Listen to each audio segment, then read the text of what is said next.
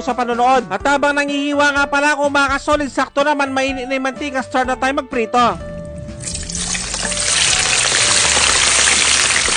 Bale, lalagyan ko nga rin pala ito ng 2 bawang. Pagkalipas naman ng ilang minuto mga kasolid, bale iseset aside ko lang to para palamigin. Ise-second fry pa kasi natin to para mas lalong maging malutong. At yan, dahil malamig na mga kasolid, ise-second fry ko naman ito sa sobrang napakainit na mantika. Sobrang napakabilis lang pala mag-second fry mga kasolid, kaya wag nyo nang iiwan, baka naman kasi pumait. At siguradong nanonood din ngayon sila kay Tracker ng Cavite at ang Alpha Kappa Rho Alpha Sigma Chapter ng Prime North Naik. Maraming salamat sa inyong lahat mga bossing. At dahil tapos na ako magprito mga kasolid, lalagyan ko naman ito ng optional na betchin at asin. At dahil luto ng aking napakasarap at napakasolid na chicharon bituka ng baboy, magpiplating na tayo. At pag-rate naman 1 to 10 ang recipe natin ngayon mga kasolid, maraming salamat. At syempre, dito na tayo sa pinaka-exciting part, ang tikiman time, yun no? At ganito siya kalutong, kain po tayo mga kasolid.